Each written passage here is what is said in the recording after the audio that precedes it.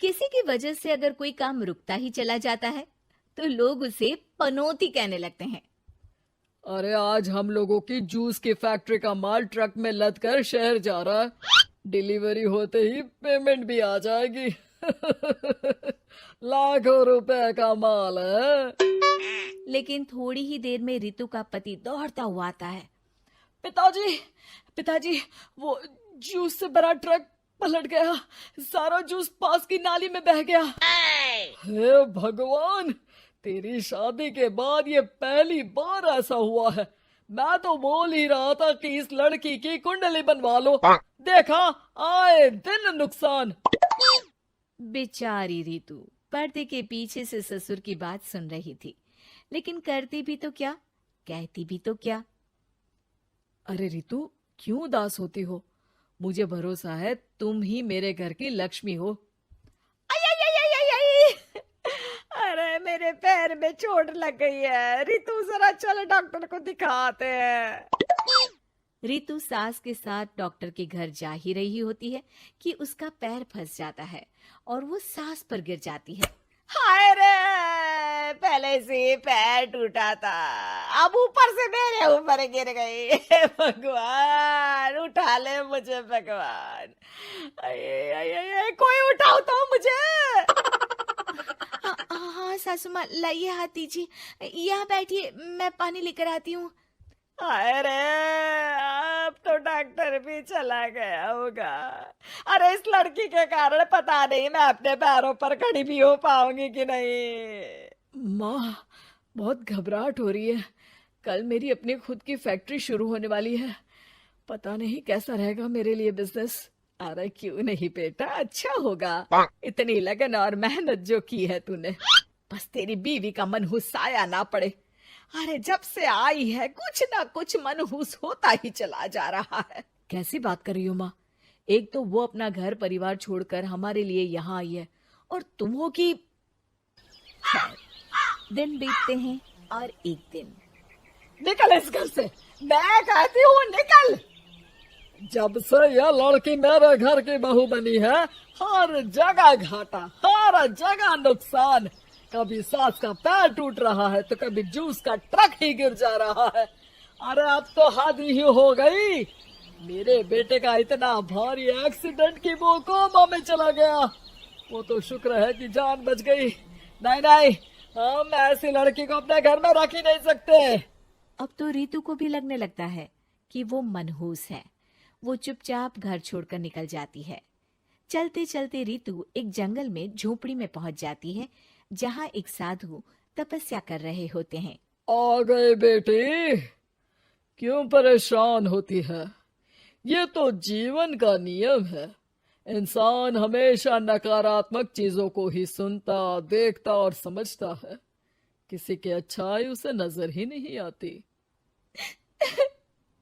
आपने मुझे बेटी कहा है तो शरण भी दे दीजिए बाबा। मैं आपका सारा काम कर दिया करूंगी, बस आपके जीवन में मेरे जैसी बेटी की वजह से कुछ बुरा ना हो। साधु आंख बंद करके मुस्कुराता है और रितु उनके घर की बेटी बन जाती है। पिताजी, भोजन तैयार है, आकर खा लीजिए। बेटा, जो भोजन तूने बनाया है उसमें सांप का जहर है, वो खाकर मैं मर सकता हूँ। नहीं नहीं पिताजी, खाना तो मैंने अपनी आंखों के सामने बनाया है, यहाँ तो कोई सांप आया ही नहीं। ठीक है, फिर ला मैं खा लेता हूँ। साधु खाना खाने जाता ही है कि खाना रितु के हाथ से गिर जाता है और वो खाना बिल्ली खा जाती है। बिल्ली उस खाने को खाती ही मर जाती है। नहीं पिताजी, मैंने खाने में जहर नहीं मिलाया। मुझे इस बात का पता नहीं पिताजी। मैं ये बात जानता हूँ। खाने में जहर का मिलना और इस खाने का गिरना, ये तो पहले से ही तय था। इसमें तुमने कुछ नहीं किया है बेटी। रितु समझ नहीं पाती कि क्या हो रहा है। वो रोने लगती है और साधु को अपनी सारी कहानी सुना देती है कि कैसे उसके ससुराल वालों ने उसे पनौती मान लिया था। साधु मुस्कुराकर कहता है, बेटी, क्या चाहती हो तुम? क्या तुम जीवन भर यहाँ रहना चाहती हो या फिर अपने ससुराल जाना चाहती हो? पिताजी, मैं ससुराल जाना चाहती हूँ क्योंकि वहां मेरी जरूरत है। मैं चाहती हूँ कि मेरे ससुराल वाले मुझे पनौती यानी कि मनहूस ना समझे। उन लोगों को पता चले कि मैं उन लोगों का भला ही चाहती हूँ। ठीक है बेटा, ऐसा ही होगा। तो कल मेरे साथ चलना।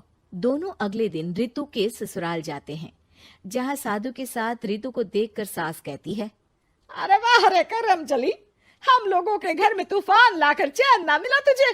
जब जादू टोटका करने के लिए ये बाबा बाबा बुलाकर किसी को लेकर आई है।